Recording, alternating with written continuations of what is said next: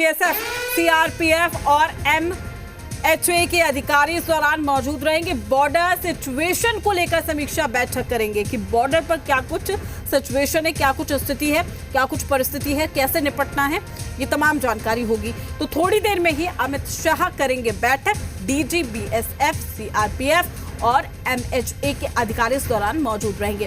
Border की situation को लेकर समीक्षा बैठक करेंगे। हालांकि रक्षा मंत्री राजनाथ सिंह ने भी बैठक की। आपने देखा कि तमाम सेना के प्रमुखों के साथ ये बैठक, और ऐसे में अब जो खबर आ रही है, अपडेट आ रहा है, आपको बता दें कि थोड़ी ही देर में अमित शाह भी बैठक करेंगे, जिसमें डीजी बीएसएफ, सीआरपीएफ, एमएचए के अधिकारी मौजूद रहेंगे। बॉर्डर सिचुएशन को लेकर समीक्षा बैठक की जाएगी। तो ये बड़ी खबर, बड़ी जानकारी आप तक पहुंचा रहे हैं। नजरें बनी हुई है भारत सरकार की भी, लगातार हर एक परिस्थिति, हर एक पल जो भी अपडेट निकलकर सामने आ रहा है, उस पर किस तरीके से काम करना है, ये बखूबी आप देख सकते हैं। और यही वजह है कि आम जनता का साथ भी भारत सरकार को मिल रहा है। साथ ही लोग कह रहे हैं कि अब ये वक्त है और इस वक्त को पाकिस्तान की हरकतों को रोकने का ये वक्त।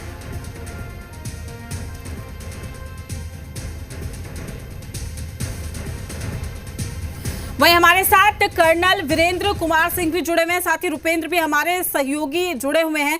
सबसे पहले कर्नल वीरेंद्र जी, स्वागत है आपका जी बिहार झारखंड पर। बहुत बहुत धन्यवाद, नमस्कार। कैसे देख रहे हैं आप जिस तरीके से भारत एक्शन ले रहा है और पाकिस्तान बौखलाया हुआ है?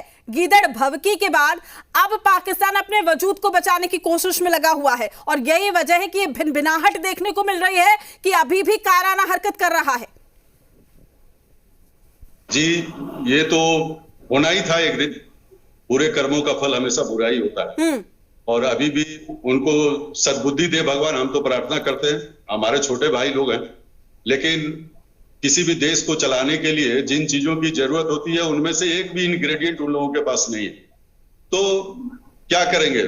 अभी आप देखिए, गलतियों पर गलतियां किए जा रहे हैं। उनको मालूम है कि जहां टेक्नोलॉजी के हिसाब से, आर्म्स के हिसाब से भारत के सामने वो लोग कहीं टिकते नहीं। कल का देख लीजिए, उनका 2 F-16 को मार गिराया, F-17 को मार गिराया, एक पायलट उनका पकड़ के रखा हुआ है। थोड़ी सी हरकत की और देखिए उनके कितने क्या रिजल्ट उनको देखना पड़ रहा है। अब अभी भी उनको सद्बुद्धि नहीं है।